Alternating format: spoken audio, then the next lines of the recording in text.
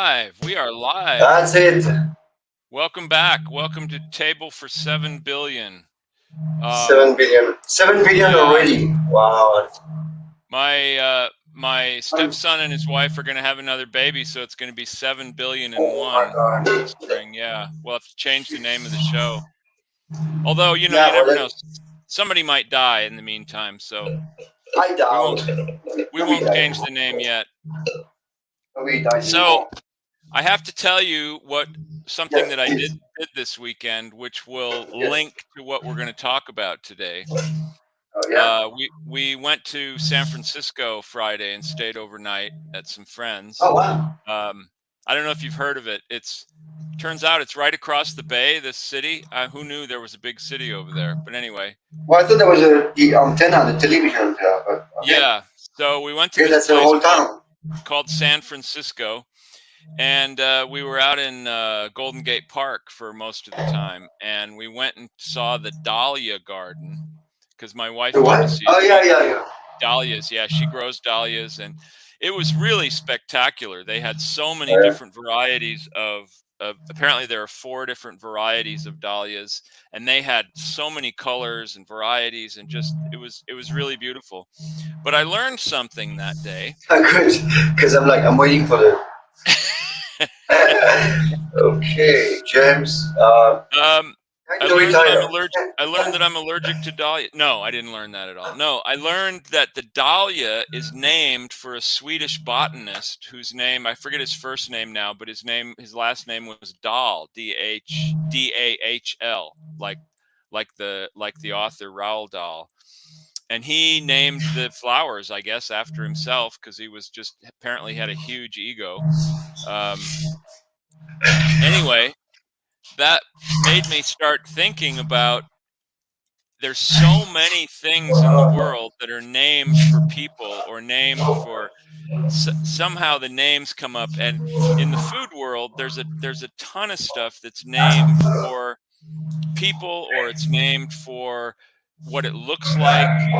uh, for example, in kitchen tools there's a thing called a chinoise, which is Oh yeah, a chinois, chinois. conical strainer, and it's called that because it looks like an inverted Chinese Yeah, hat. Somebody that works in the it's a rice chinois, field. no, not chinois, not chinoise, huh? Chinois. Yeah, chinois. And a mandolin, which is a it's like a board with a blade on it that you slice food on. It's called a mandolin because it looks like you're strumming an instrument, and it's a small instrument, so they called it a mandolin. It's just as simple as that. And there's even similarly there's an Italian tool for cutting pasta called a guitarra, and because Oh wow. it's just all these strings laid out like you'd have on a guitar, and you lay the fresh pasta on it and you roll it, and then the wires cut the You pasta into know, strips. it's like the Canary Island and the Virgin Island. The Canary Island there's no canaries, and the Virgin Island there's no canary either. Yeah, really. That's right. Um, so and then Yes, the sir.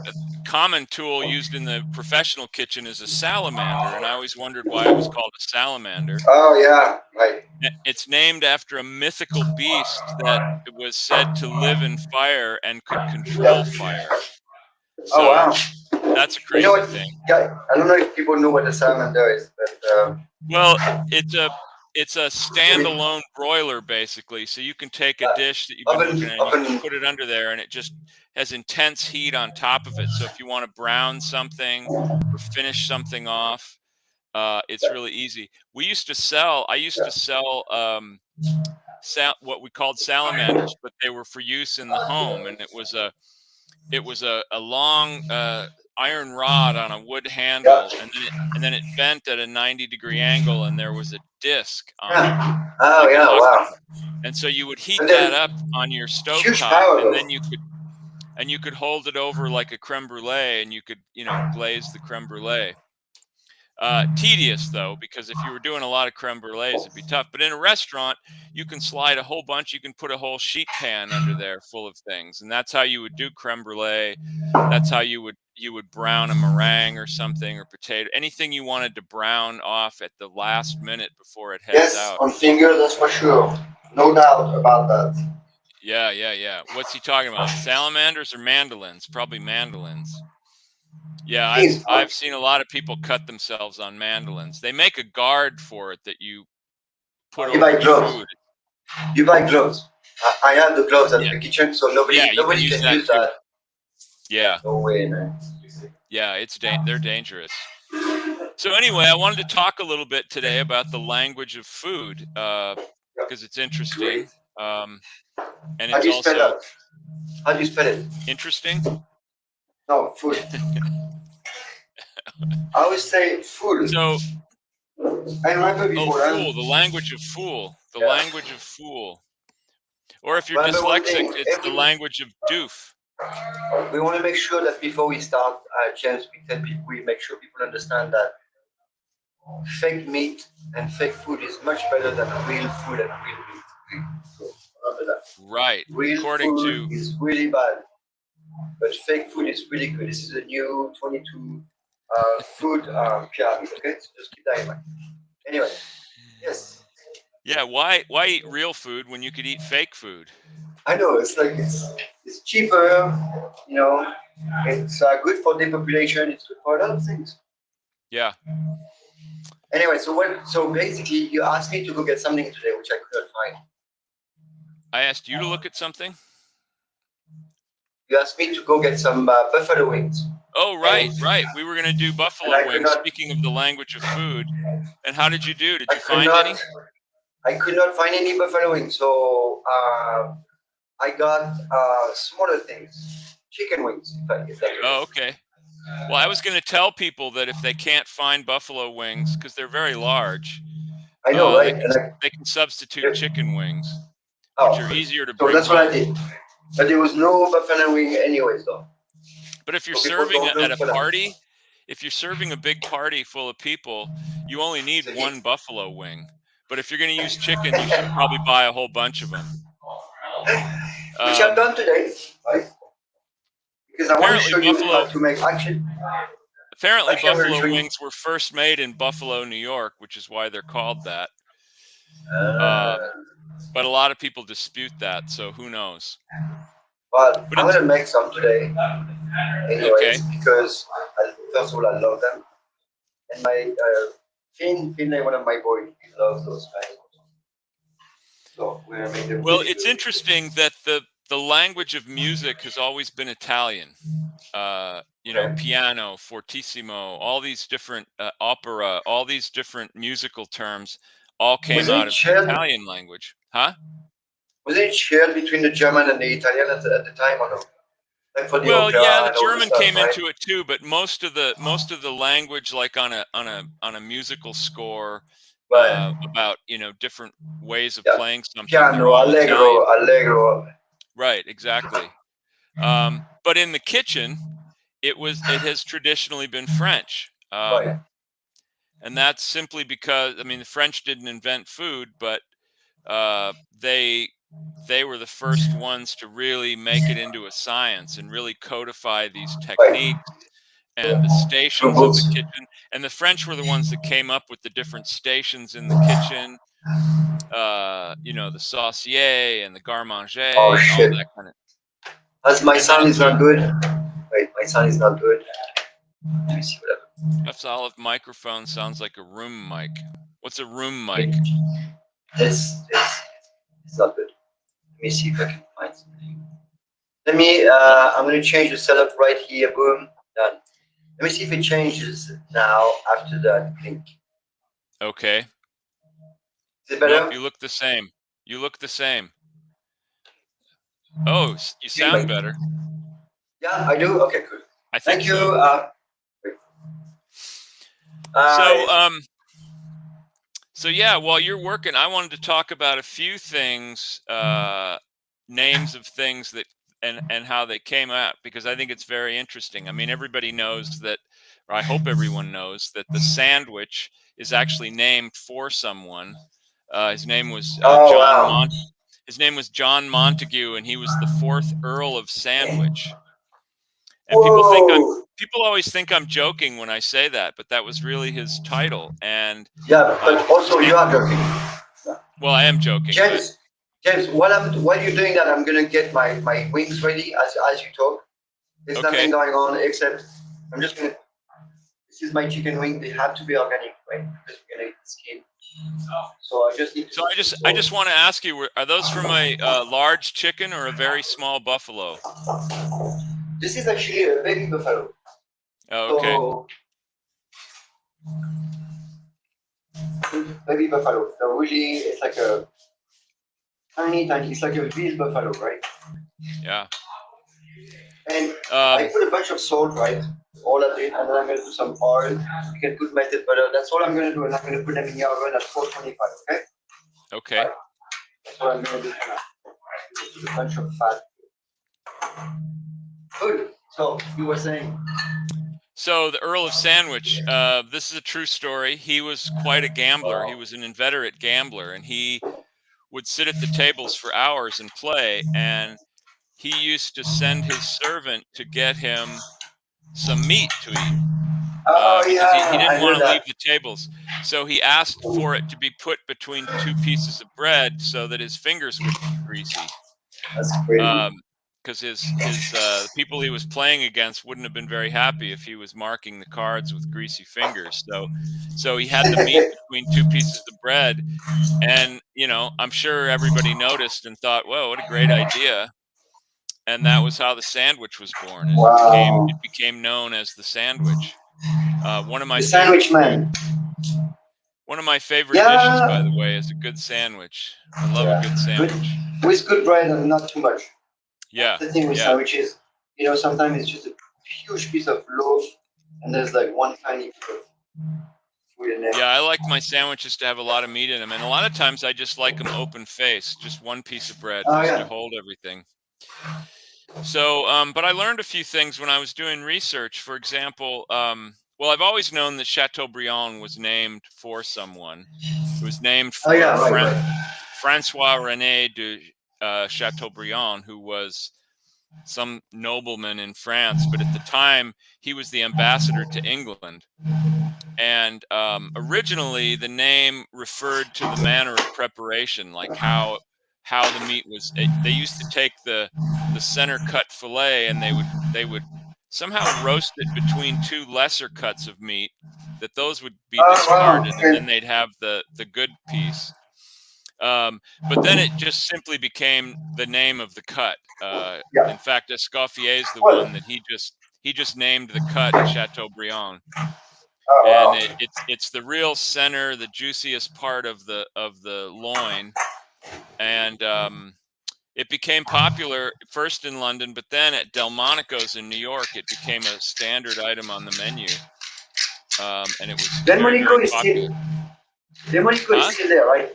There is a Delmonico's. It's not. I don't think it's really related to the original one, but there is still a Delmonico's, or there was when I lived in New York. Sandwiches are reversed with the meat on the outside and 1 piece of bread in the middle.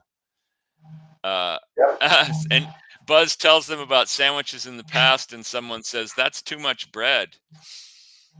Yeah, so if you want to cut down on the bread, put the meat on the outside and just have 1 piece of bread. That's a great idea. Or remove the inside of the bread, keep the crust or whatever, right? But sandwiches are fine, as long as you don't eat them all the time. Yeah, no, I don't eat them every day. I used to eat them almost every day, but not anymore. So when you serve a Chateaubriand, typically at Delmonico's, they would serve it with what's called the Maître d'Hôtel butter. Maître d'Hôtel, which is just basically it's just a compound butter. So it's just butter with lots of herbs and stuff in it. all mashed up together, and then they would just put a piece of that. A lot of times restaurants will make it into a log and then cut it into a little medallion, so it's very pretty sitting on the meat. Keep it in the freezer, in Yeah, parchment paper, like and then a candy. it just melts over the steak. It's really good. Or it's often served with a béarnaise. We should show them sometime. We should show them the James burger.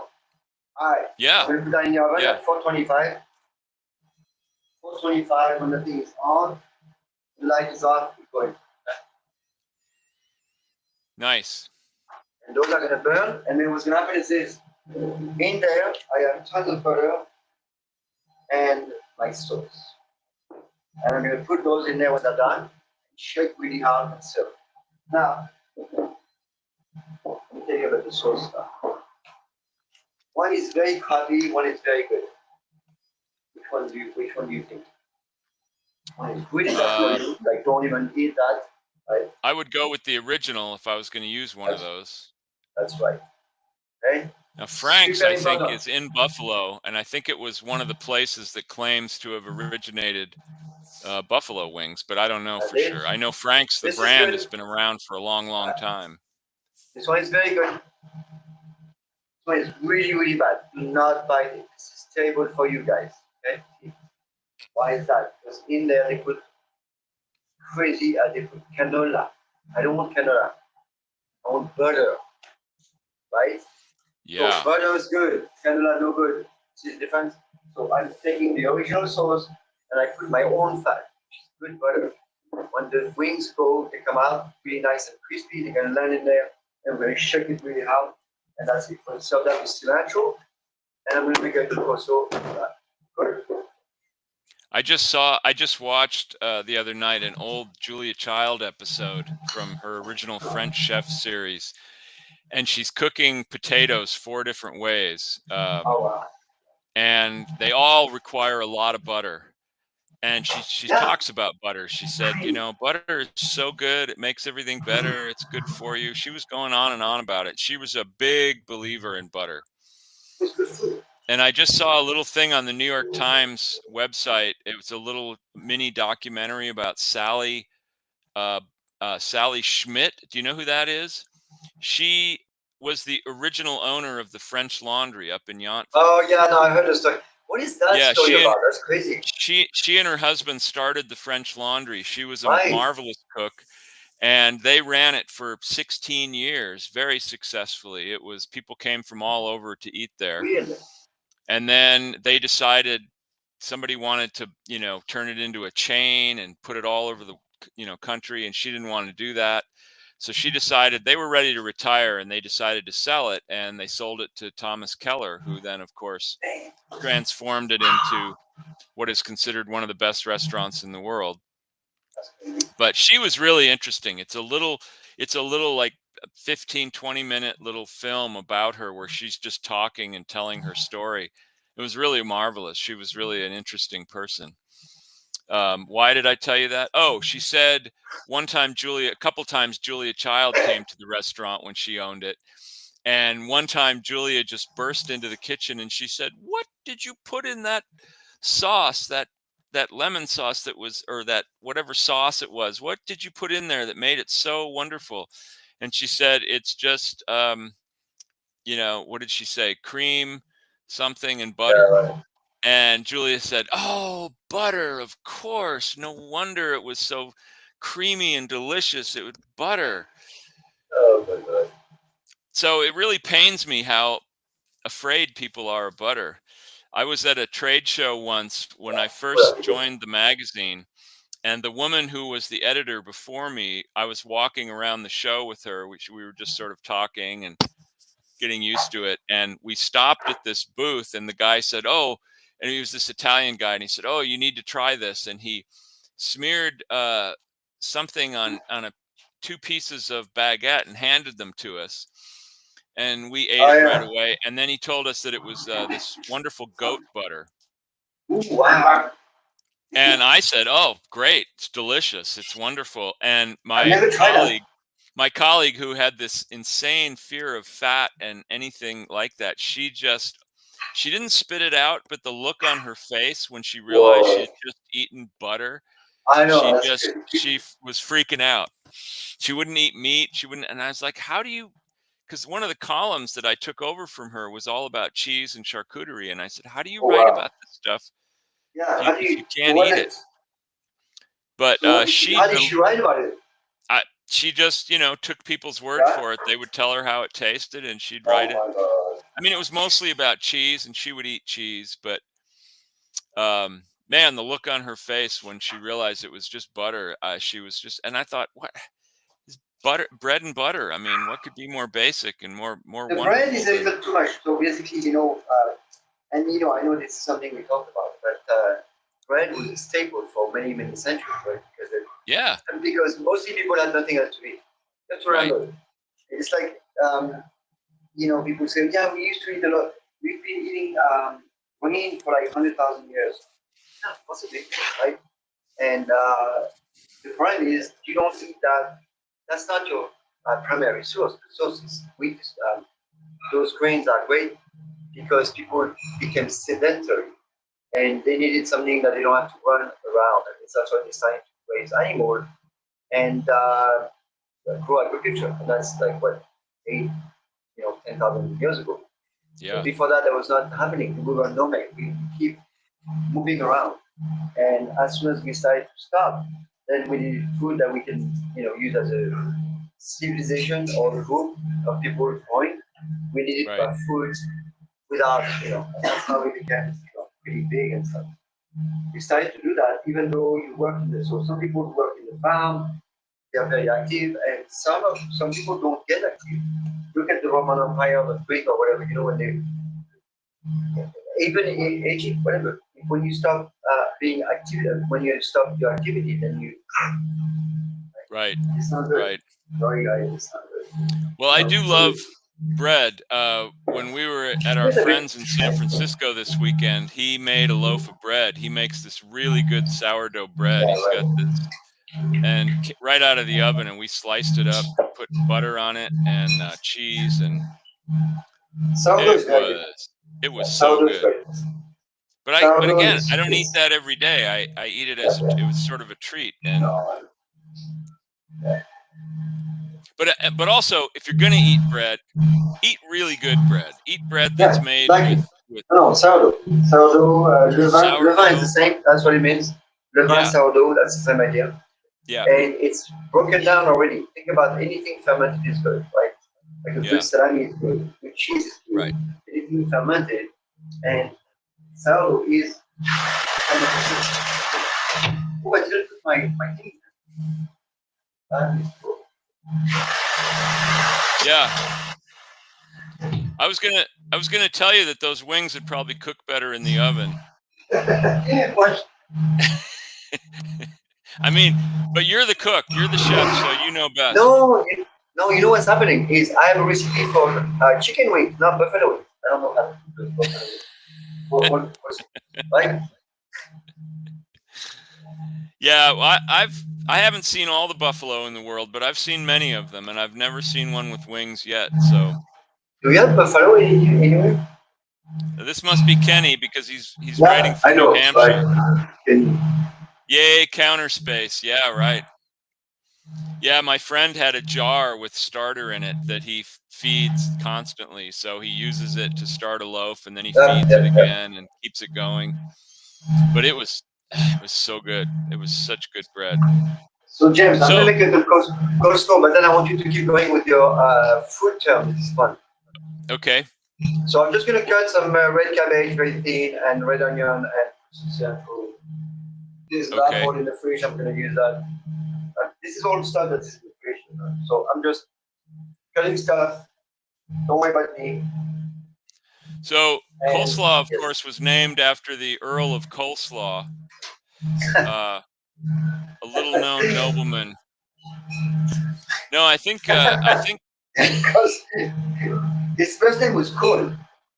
yeah, Coleslaw was his name. So I learned something today about carpaccio. No way. You know, No way, carpaccio, no. which of course is thinly sliced raw beef that's usually Is eaten it only beef? Is it only beef? Traditionally it's beef, but you could use Okay. anything. I've had tuna carpaccio. I've had. Right, I know that. But I mean, that's why I was wondering what was the. I really like chicken carpaccio the best. Just thinly sliced raw chicken. Ooh, that's disgusting. No, I'm kidding. Don't do that. Whatever you do, don't do that. No, some people do that. I've been to a restaurant, a Japanese restaurant. They do the raw chicken. I could never do that. I do raw meat. Like I like tartar. I like that, but chicken. Yeah, so the difference between tartare and carpaccio is that tartare is ground meat that is served with usually with an egg yolk and onion and other stuff. Carpaccio and you know in South Africa you serve with ketchup, a little ketchup. Oh really? Yeah. That would be good. Maybe something new, but I've always had ketchup, so egg yolk, ketchup. Steak tartare is so good. Yeah, it's really good.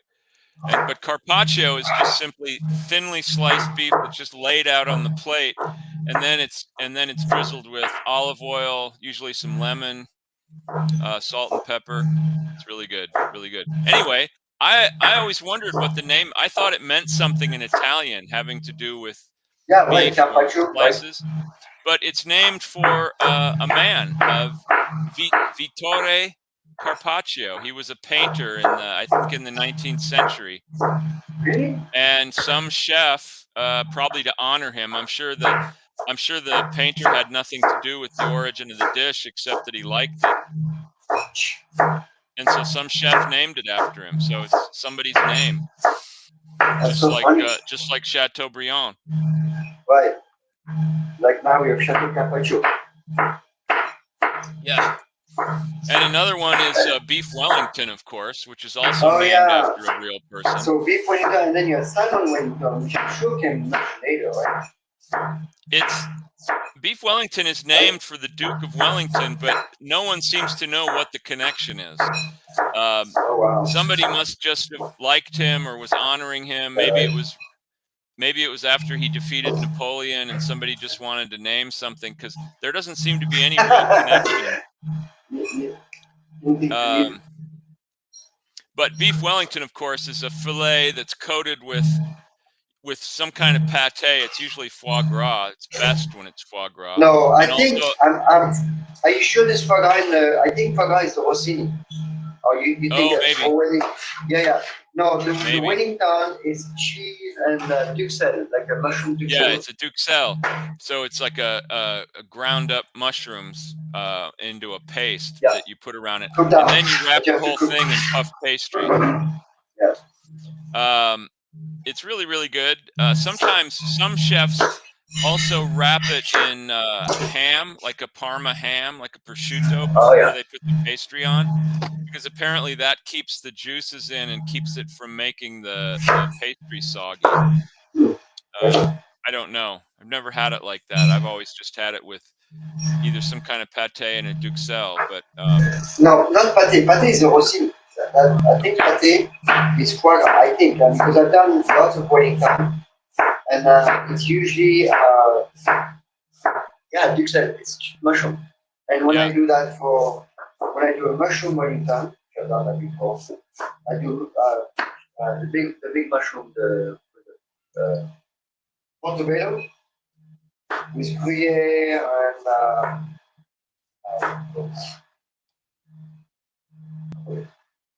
and you have to cook the mushroom first as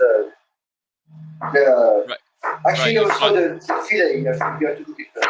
You have to cook it the searing.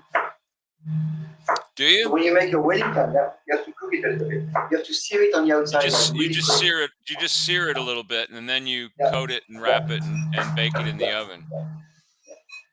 It's really good. The salmon you can't, because you can't cook it first. You have to put it, and it's going to steam in there. So the salmon will steam in. When you put your steak, you have to sear it a little bit, and wrap it, then oven. I mean, lots of things are great wrapped in puff pastry. So as you proved last week with the brie. Oh yeah, the phyllo. Phyllo is a little better, in my opinion. Better quality, but unless you buy that really good phyllo, that really good puff pastry that's called Dufour, that's super expensive. Dufour, that's really yeah. good. Yeah, But they make if you great. cook with that crazy horrible stuff, what is that? Pepperdine. Oh, what is that? Well, that's there's almost always a cheap version of something, you know. No, there's always no. That's the only one. The one that people use. What is that called? Pepperidge Farm. Pepperidge Farm, maybe. Pepperidge Farm. That's the one everybody uses. This is, by the way, guys. So you know, this one is completely vegan. There's nothing in there. Crazy. That's what I use when I want it. It's just some weird. I think it's not even. It's some type of canola or something like this, and then it's flour. But there's no butter. Absolutely not. It's a vegan dough. It's kind of disgusting. Well, I always try to look for more authentic versions of whatever I'm buying. And the only one I know is called Dufour. Yeah. And it's very pricey. It's really good. Really good. And just so people know, that's spelled Dufour. And made here in the United States, and they've been making it for many, many years. Comes frozen. Okay. It's really good stuff. Puff pastry creation. Nope. I don't know how to do it actually. You don't know how to do what? Puff pastry. Oh, have you done a demo? I know how to. It's really time consuming. You know what I can do though? I can show you next week or in a week. We have to announce that, but I can show you how to make a pie dough, like a really good French dough, and I can also we can make a galette, like a really good galette. That's something easy. It tastes kind of similar to the puff pastry, not exactly right, but I'm gonna make it flaky. Yeah. Same flake, so I can do that. If you're interested, I can show you how to make a really, really good pastry dough. Maybe we can do like a galette or something. I know how to make puff pastry, but I've just never done it. I've watched people do it. I know the technique. It just never interested me to do it. So, huh? And you're not gonna tell anyone. No, it's a secret. You know how to do it, right? Yeah. You roll out the dough, and then you put a big slab of butter on it, and you fold it up, and then you roll that more. Folding and folding. Yeah. You put a little sign somewhere. You put a cross on your fold, so you know how many times you fold. The whole point of it is that you have all this fat between these different layers of the dough, so that when it bakes, it forms these little, almost like the pages of a book.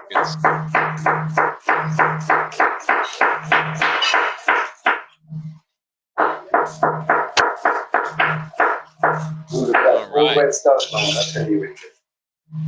My coleslaw is gonna be great. Wow. So you put in a whole red cabbage, now a whole red onion. I'm gonna put 2 red onions, I think. Don't you have any other colors? No, I want to keep red. Everything red. Oh, and there's an apple too. Apple was in the fridge. I don't know what. Yeah, that's it. Back in the freezer, roll and fold. Back in the freezer, rinse and repeat. Crazy folks. Ice a marble slab to make sure it's cold the whole time. Well, if you use a marble slab, it sort of keeps cold. We use my wife likes to use a marble slab to make pastry. I just do it on the butcher block counter, but I don't. But like I said, I don't make puff pastry, so I actually prefer like a pâte brisée. If I was making a tart or something, I prefer a regular tart dough, even to wrap something in. I kind of think puff pastry is overrated, and it has a whole completely different texture when you bake it. And sometimes that's really nice, like those little dessert sticks, those little things we made the other night at the cooking class. That's a really nice use of puff pastry.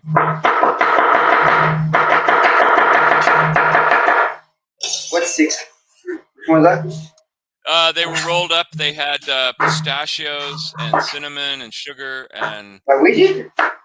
yeah, on the Did I? Moroccan night. Oh, you mean at the kitchen? Yeah. Okay.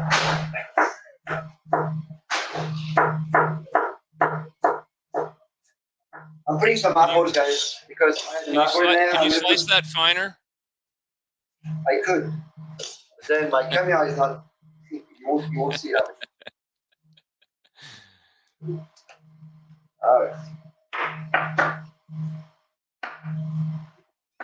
Alright, done. What else should I put in there? I'm gonna put a bunch of cream.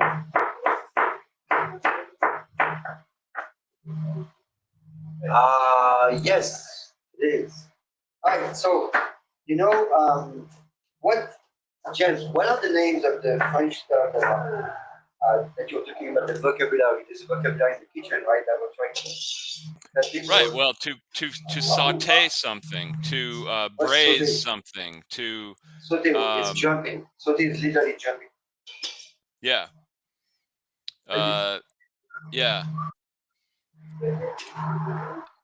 And to braise is to cook something in a small amount of liquid. I'm not sure what verb it comes from, but put some pasta in there, right?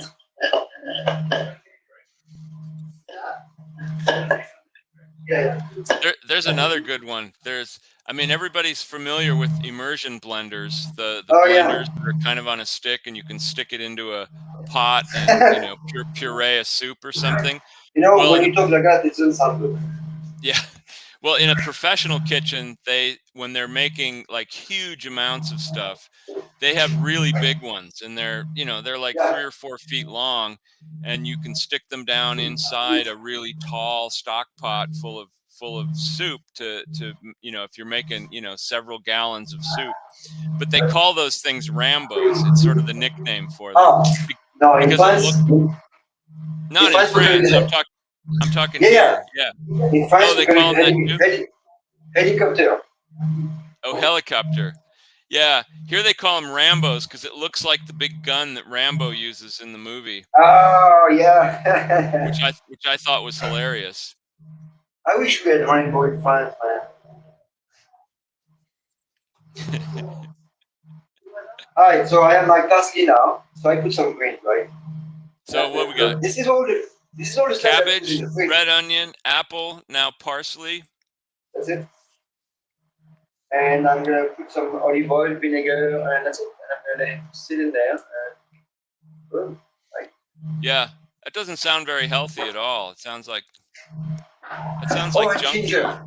No, I'm gonna put tons of ginger. That's something I really like, chef. Ginger. Really. Nice. So I'm gonna put a bunch of ginger. That's and a good French vinegar. So my vinegar I have here is called Maille. Okay, right here. It's from Dijon. Maille. Let's be able to see it. Yeah, Maille is a company that makes they're vinegar makers. And mustard. I mean, they're mustard makers. Yeah. Those huge mixers are crazy. The first time you use them, it's like you're disposing of bodies or something. Yeah, it'd be a great way to dispose of bodies. Well, that's what they used to. But now, that's why they put the guards around. Because they're tired. Yeah. No more. Well, it was always a great way to get rid of old employees. I know, right? Especially if you didn't want to pay the workman's comp, you could just.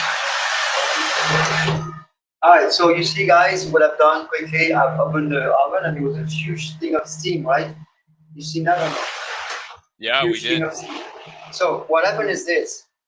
If I do that, now my chicken wings are going to cook faster. What happened is all this water, steam, is preventing the wings from burning. Okay, so every too often I'm going to go in there and I'm going to give so the steam goes away. With some temperatures, I know that, but I realize that actually it works better when I do that.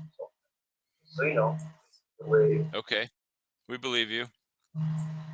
No, really, this time I admit it. I'm telling the truth. All right.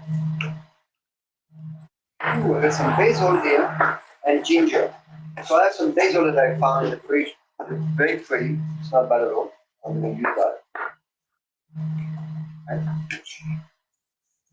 So for the basil, I'm just going to put it and like chiffonade. Really easy. Do flat, remove the stem, and we bake it. It goes like this. Boom. Chiffonade is the best partner. So when you do a chiffonade, you're sort of making little ribbons of the herb. Yep. The ribbon. It's funny because the name chiffon is actually towel. It's what? A rag. Oh, really?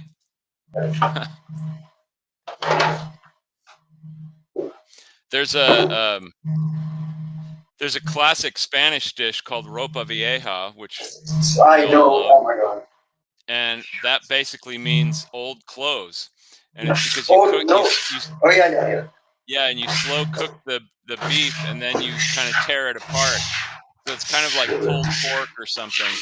You get these strings of beef, and it's all this sort of ragged beef, and it's like old clothes, old rags. So it's funny because speaking about meat, when you slow cook meat, it's really healthy, more healthy.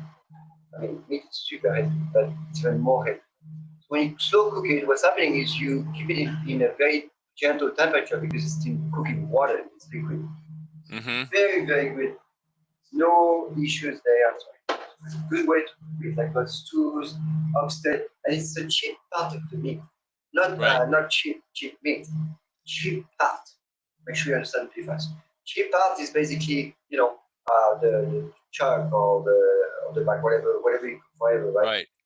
You get good animal, like a good farm, something not disgusting, right? And then you take that piece. So it's much cheaper. You can make a lot of food really cheap. Like if you do what is that? The pig shoulder. Oh yeah, cooking a pork shoulder or doing ossobuco or that's cheap as it. And oxtail stew.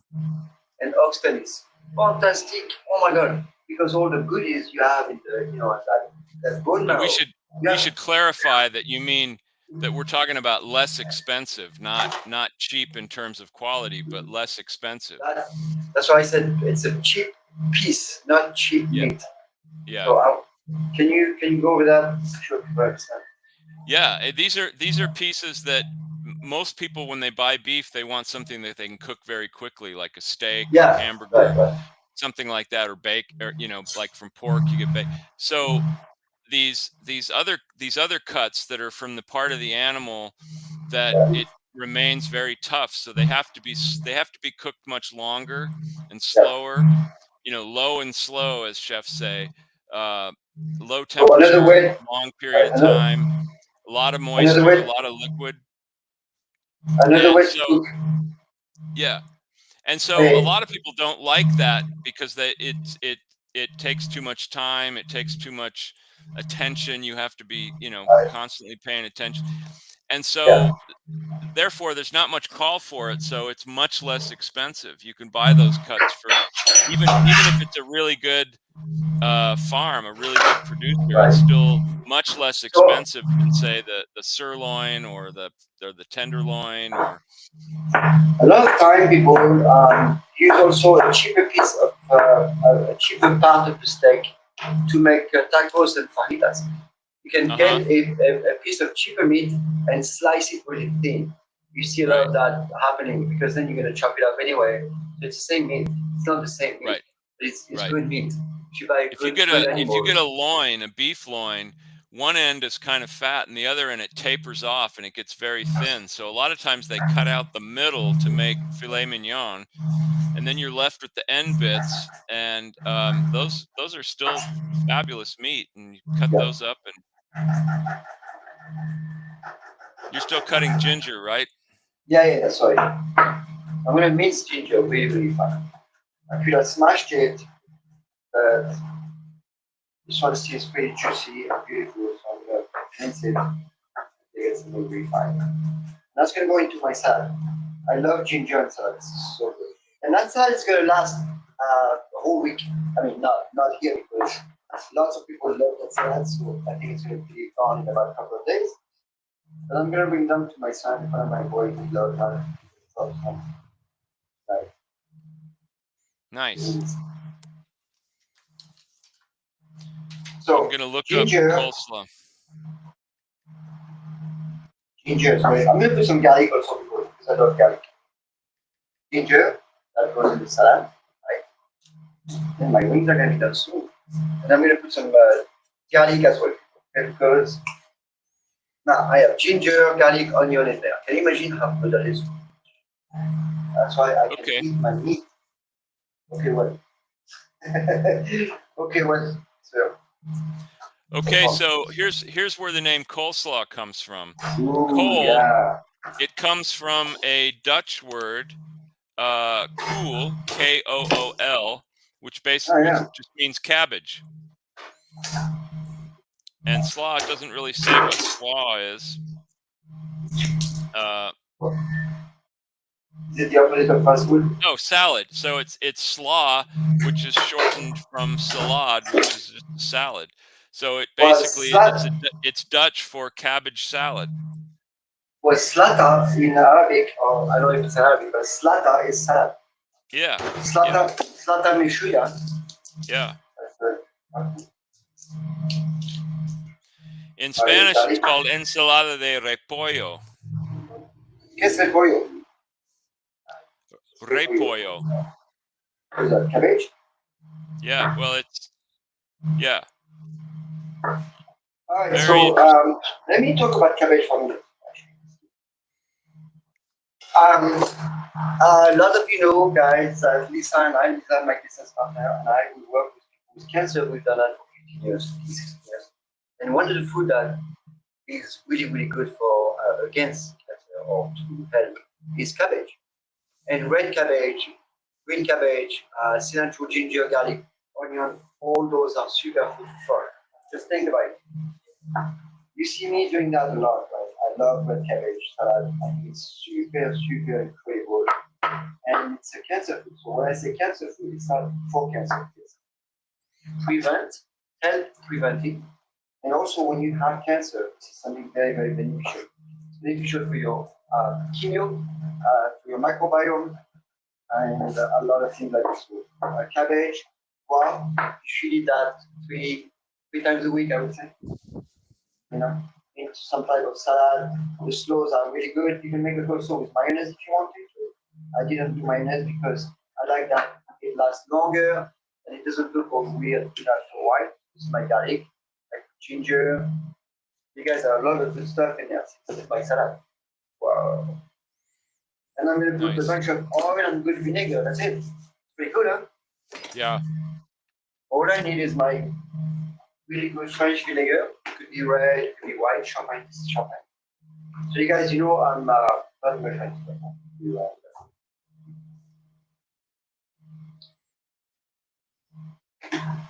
Here's another example too. If you don't have to necessarily measure everything out exactly in the kitchen, well, I don't. You can work a lot by eye. I mean, I don't measure things very much. But you just sort of get a feel for it. I put my vinegar in, and now what we're gonna do is vinegar first, guys. Oil will come. My mixing style. That's fun. Now, is he criticizing your mincing style, or is he? I don't know. I don't know who that is. We can't see the name. That stupid software which I'm gonna change that for. It's good, working fine for now, but we can't see the name. Most of the time, it's what's his name? Kenny. Yeah, Kenny. Kenneth. Yeah. So vinegar first, people. Okay, vinegar. Put enough vinegar so I can see it. So I don't think there's enough, right? The oil will come later. Okay. Now black pepper. I need a lot of black pepper.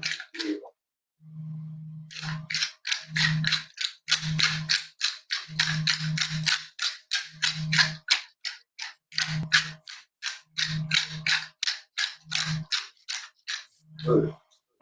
And now a little more vinegar. I'm going to put some chili vinegar for change. Just a little bit. Ooh, very good. Make that. Good. And then the oil goes after, right? You can also add a regular. I love regular. Do not put spinach in there. It destroy it. You don't want to eat salad. So. All right, that's it. It's amazing how many restaurants still offer spinach salads. Don't you find that incredible? I'm done. Yes. And then lots of olive oil. Lots and lots and lots. This is a really good one. This one is really good from California, right?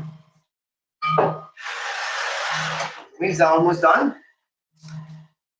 Salad is done. Good, huh? That's really good. Yeah. I done. Well, I sure would love to. I sure would love to taste it.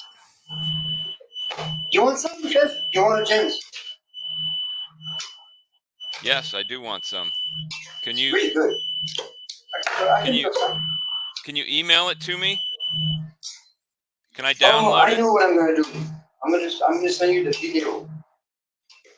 Oh, there you go. Okay, look at this. Really cool. Look at this. It's perfectly traced. How do I know that? It's wet, kind of shiny, but not dripping. Not dripping. Okay. I may add, and you guys, when you do that salad, don't put too much dressing because I tell you, tomorrow and the day after we're going to need more dressing. So don't over dress it. Dress it enough. Put that in your plate, eat that, and don't put too much because it's going to suck it up. So tomorrow you need a little oil and vinegar. Maybe that's over in a couple of days. Okay, beautiful. Right, and so when you're eating it, you could dress it with a little more olive oil if you wanted to, right? So the comment I got is I usually I don't go fast. I was going fast on the apple because I wanted to go, but I don't go fast in my cutting because I had really bad experience in my life where I cut my finger really bad and then I stopped working. So I don't want to do that. And when my chef comes to the kitchen, I always say, if you will show something, please do not go fast. There's absolutely no point. I don't like this. It's too not. It is not out of our teaching. We're teaching to go fast. You need to be efficient. Have fun in your kitchen. Enjoy the kitchen. It's not like a racetrack. It's not that. This is not a relax. All right. So wings. Let me show you what they look like.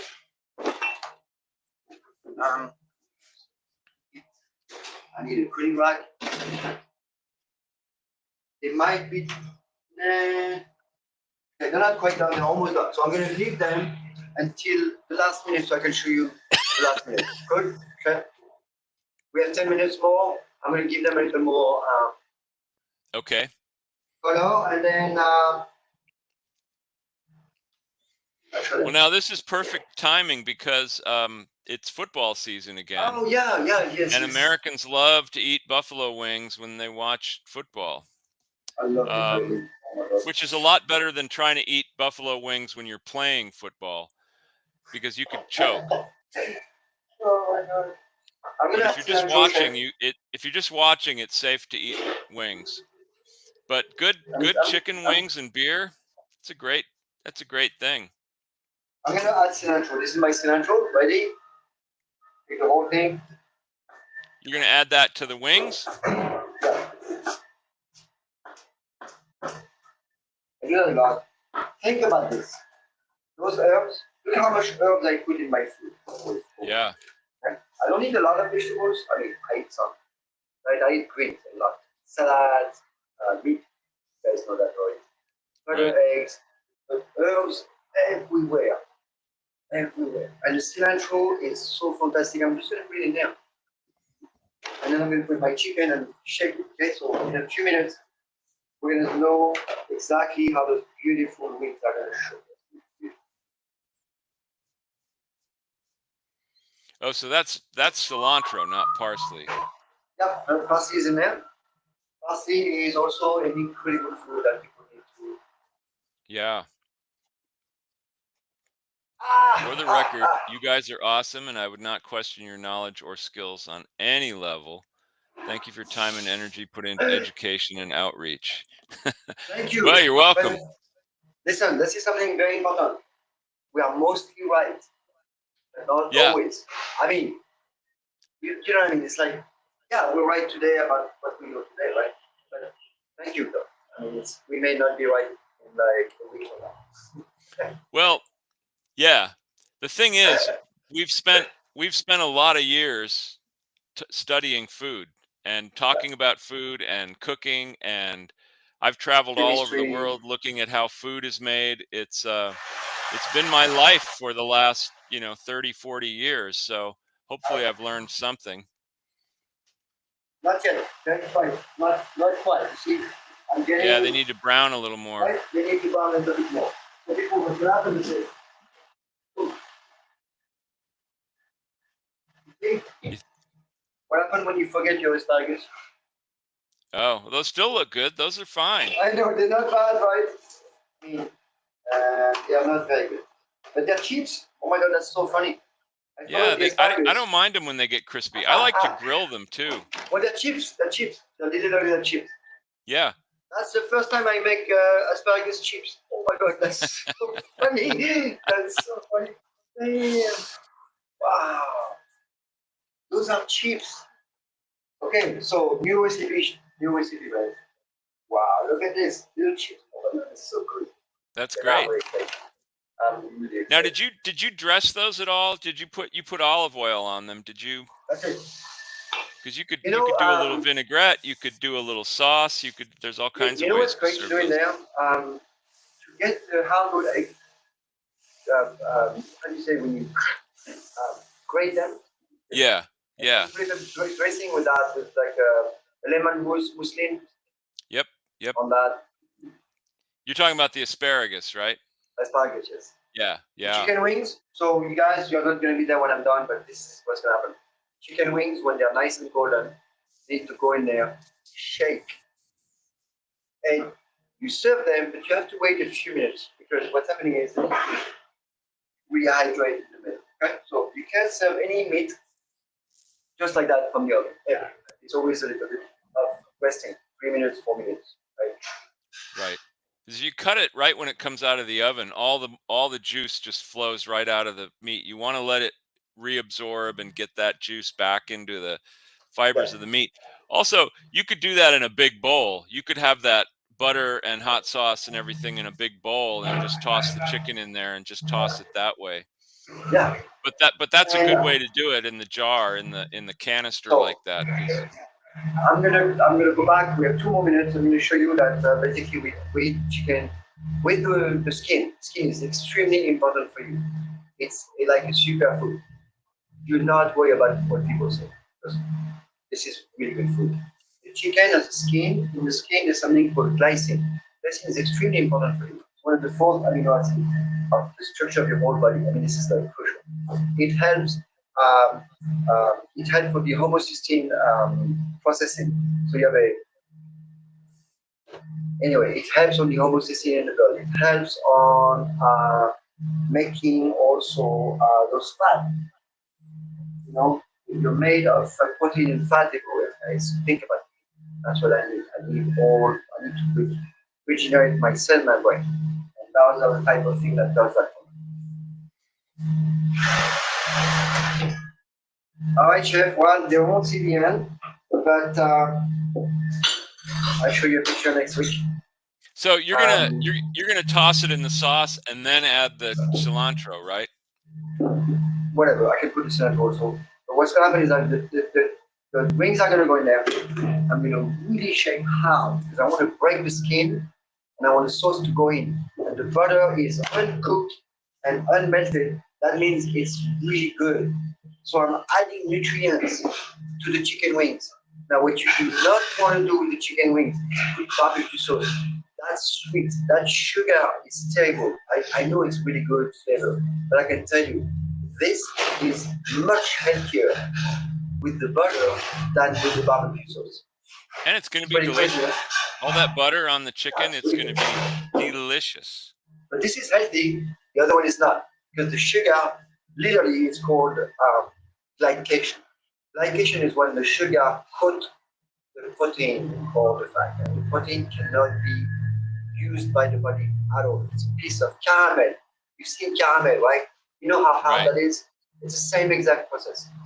It's the same process. Caramel on top of meat. You think about it in the body. That's what barbecue does. So once in a while, it's fun. This is. That's the key, is that sugar should be a treat once in a while.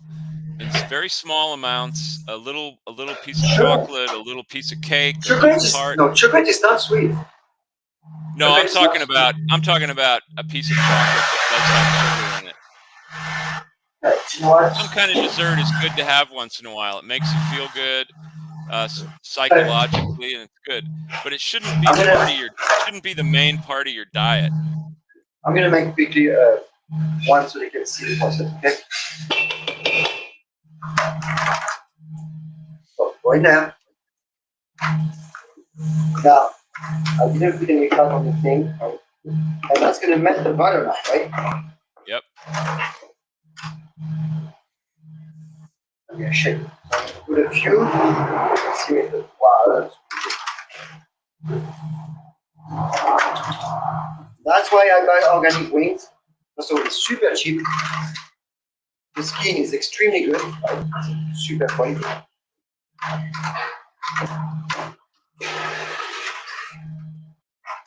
Great. All right. Now take that thing.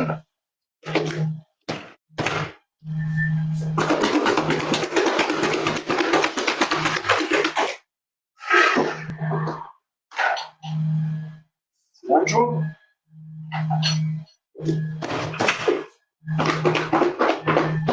And so. Oh! Whoa! Hi again, Berkeley Chamber of Commerce. Oh man. Right, so you're gonna have a mess, right? We all just need to come over there right now and eat that.